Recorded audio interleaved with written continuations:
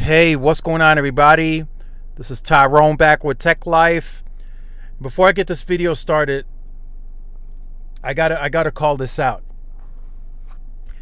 Right, the timing of this new tranche that they got approved from the board of directors, and the combo of dividend payout and share buybacks of totaling $19 billion is very bad timing because they just announced a layoff of 5,000 employees. Right, so I want to get that out the way. It's bad timing.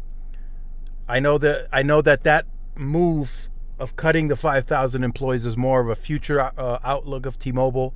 So they're looking into 2024, 2025. Everybody knows devices are going to be more expensive. The iPhone is very likely to come in at a higher cost. So the companies are preparing for higher subsidies or higher cost subsidies on these devices.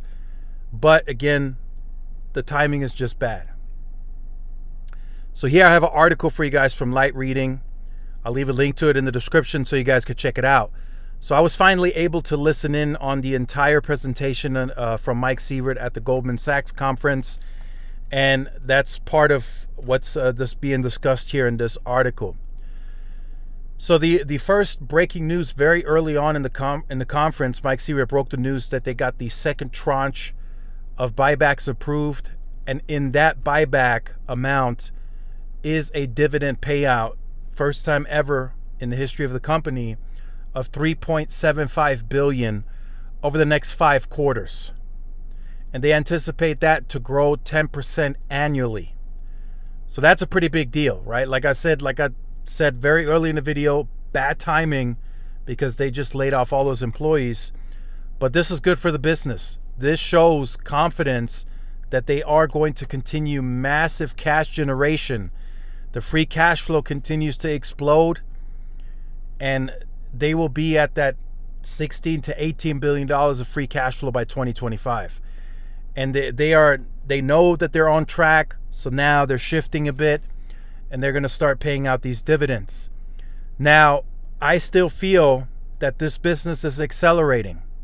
T-Mobile always guides conservative. So I think they come in at a higher number. I think they get closer to $20 billion on the free cash flow. If not, maybe even a little more by 2025. So that was the first breaking news of the conference, is that they are going to do a combo of buybacks and the dividend payout. The dividend payout is going to be at the $3.5 billion, and the rest, totaling up to the $19 billion, is going to be in share buybacks. So something interesting to note that also was discussed at the conference was, the potential of buying a regional player to accelerate T-Mobile's rural playbook. And of course, the only option out there right now that's of any significance is US Cellular. Although US Cellular wasn't directly mentioned, Mike Sievert did say maybe, so they would look into that. So Sievert explained that T-Mobile's current rural expansion strategy is working beautifully. He said the company started its rural efforts in 2021 with a 13% share of that market and has so far grown it to about 16.5%. He said the company is on track to grow its share of the rural U.S. marketplace to 20% by 2025. Again, I will call it out. It's very conservative. We're still in 2023 and they're already at 16.5%. And likely as of Q2, they're already higher than that. And as of Q3 and Q4, they will likely be closer to 17, maybe a little over 17%. So they have the entire fiscal year of 2024 and all of 2025 to grow to that 20%. Very conservative. I think they blow that out the water. I think they get to 25%. If you ask me. Our organic strategy is really attractive, he said, adding that T-Mobile is gaining up to 30% of new customers, second only to Verizon in rural markets where it competes. It's a pretty big deal. A lot of people say that if you go from 0 to 100, it's easy to do because you're coming from zero, right? But T-Mobile has been competing now in these areas since about 2021. They're about 3.5 years in now on the merger integration, so they're starting to gain traction there, and it'll get better next year, and it'll be better in 2025, to where potentially they could surpass Verizon in rural market share growth. Very possible. And that, he said, would make any purchase of a rural network operator a difficult proposition financially. The hurdle would be high, he said, of a possible deal. So again, he said maybe, but it would have to be very attractive, right? US Cellular and T-Mobile, if they got into discussions, it would have to be very attractive to T-Mobile, and I'm talking very, very attractive and very accretive. They just came off of a big merger that they closed with Sprint. They're now starting to overlay some of that network build. Again, it would have to be very accretive, and I said that in the previous video. It would have to help them accelerate, which I strongly believe it will, because in a lot of the areas like Oregon, Oklahoma, Wisconsin, those are some of the areas that T-Mobile really needs help, and they need towers. And US Cellular would help them. But again, financially, it would have to make sense.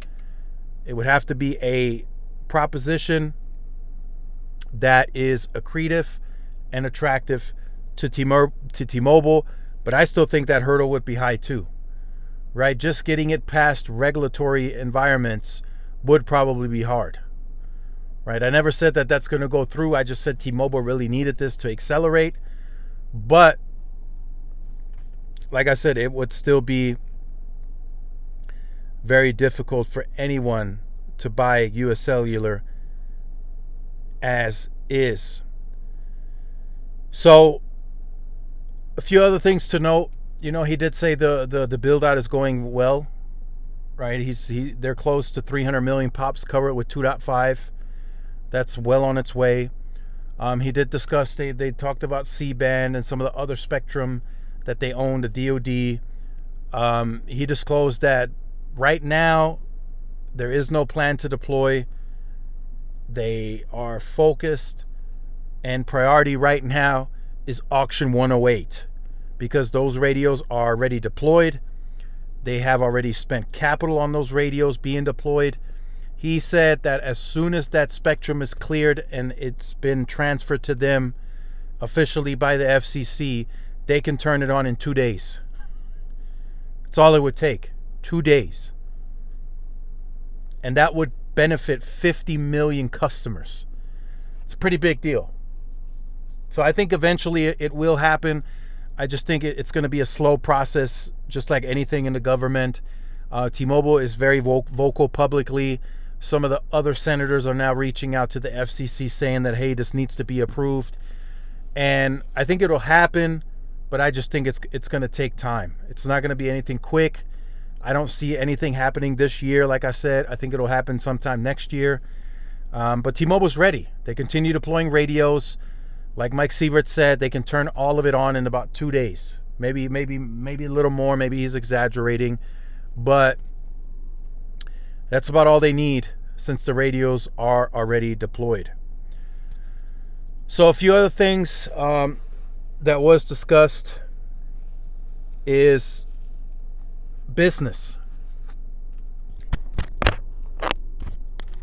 And he says they're doing very well. Last quarter, they had some of their highest net adds and lowest churn in the business segment ever. They don't just now get looked at as the cost-cutting measure or as the measure to keep Verizon honest, for example. They use Verizon as the benchmark in business. They don't even look at AT&T. They said anything that they model, anything that they guide is based off of Verizon.